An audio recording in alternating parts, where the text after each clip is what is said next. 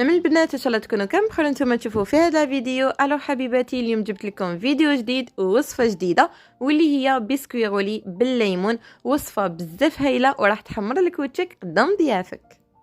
بسم الله ونبداو بالمقادير. عندنا 5 حبيبات تاع البيض، 70 غرام تاع السكر، 4 كاس تاع الزيت، 50 غرام تاع الفارينه وشويه تاع لافاني.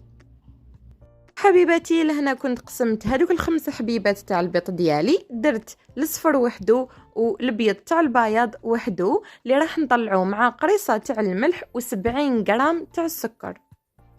هكذايا كما قلت لكم السكر 70 غرام فوالا. وهذا الصفر ديالي زدت له مغرفه صغيره تاع لافاني. ودوك تشوفوا واش ندير فيه. هنايا البيض تاع البيض مع السكر وقريصه تاع الملح نخلوه يطلع وحده هكذايا كيما راكم تشوفوا. وانا نروح للصفار ديالي درت له كيما قلت لكم مغرفه صغيره تاع لافاني فوالا. نخلطو مليح مليح بالفوي. نقول لكم يا البنات هذا البسكوي غولي يجيكم بزاف هايل وبزاف خفيف، وتاني تقدروا ديروه تاع سيترون، ديروه بالمعجون، ديروه بالشوكولا، ديروا فيه كيما حبيتوا. هكذا نزيد له هذاك 4 كاس تاع الزيت فوالا في الصفار ديالي، ونخلطو تاني مليح مليح بالفوي. ندخلو كامل هذيك الزيت. على بالكم البنات البسكوي غولي فيه 1000 طريقة، تسمحنا نجيب لكم الطريقة السهلة. وتاني نقول لكم تاني هذه المعلومة، البسكوي غولي في التخلاط خلطوه غير بالعقل تاني باش ما يطيح لكمش في الفوغ ديالكم.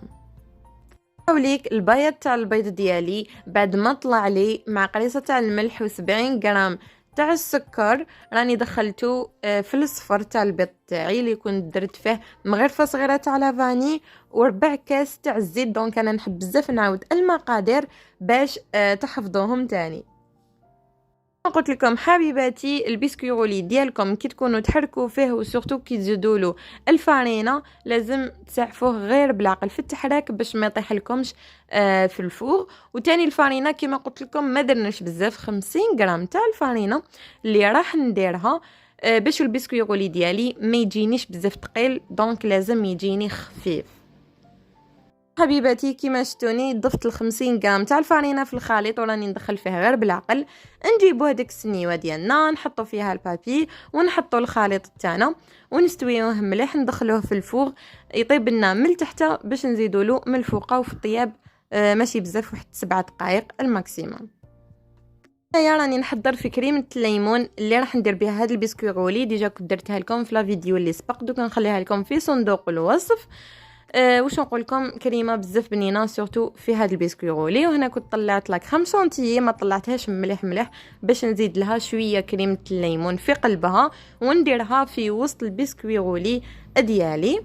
هاوليك بعد ما طاب لي ودرت له لا كريم شونتيي في الوسط وزدت له هذيك كريمه الليمون في الوسط تجي بزاف بنينه.